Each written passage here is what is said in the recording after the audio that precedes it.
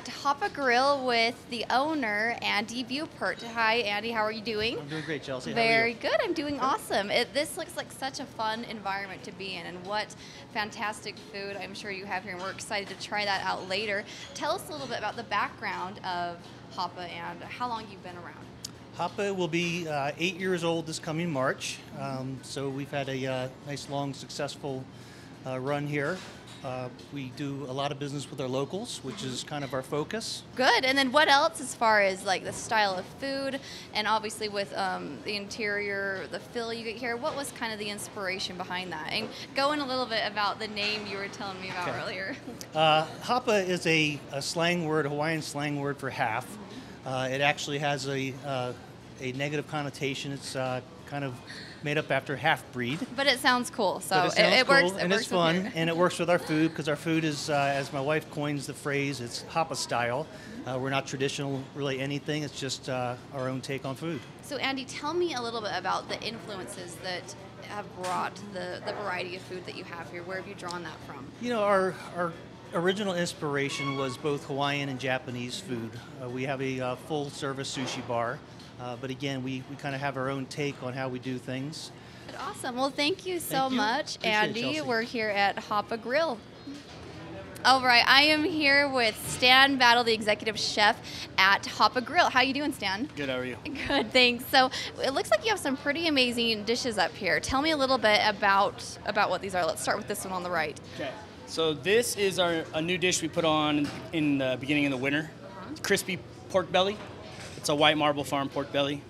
On the bottom is grilled brioche bread. Then made a little spread in between the bread and the pork. It's a portobello mushroom duxelle. So essentially it's really fine chopped portobello mushrooms, garlic, shallots, some herbs, salt, fresh cracked pepper, a little cream.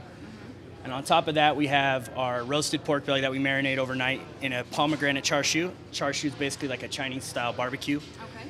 To give it that red color, we use pomegranate juice. It gives it a little natural sweetness, adds to it. On top of that is pickled onions and a little fresh cilantro to try and bring all the flavors together. And the sauce around the outside is a reduction of the marinade.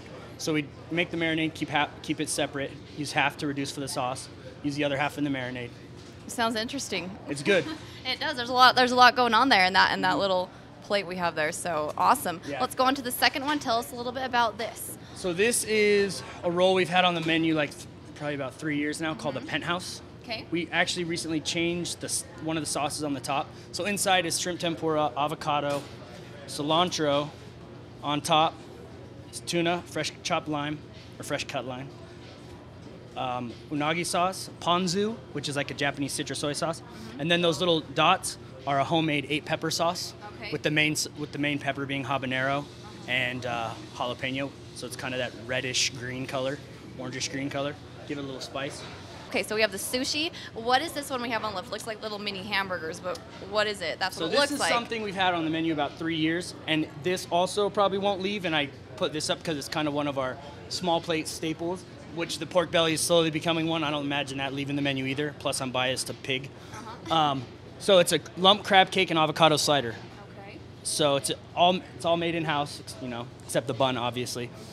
We have a little ponzu citrus mayonnaise on the bottom, lump crab cake, which we also use some red crab, fresh avocado, caramelized poblano and shallots, poblano peppers and shallots, caramelized with a little balsamic vinegar, and I just put a little crab leg on there. Avocado and crab are a match made in heaven. Yeah. They're on a lot of menus together. This is just our way of doing it with a little Asian spin. Well, the presentation is fantastic. It looks delicious. What would you suggest for someone who's coming into the restaurant for the first time? Out of these 3 dishes, say, what's a good, to get a taste of what Hapa is about, what would you suggest?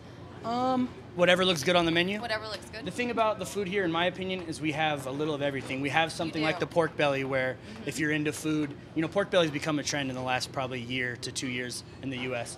I tried it last winter. It didn't go well. Tried a new dish this year. Now all of a sudden everyone's eating pork belly. It's going great.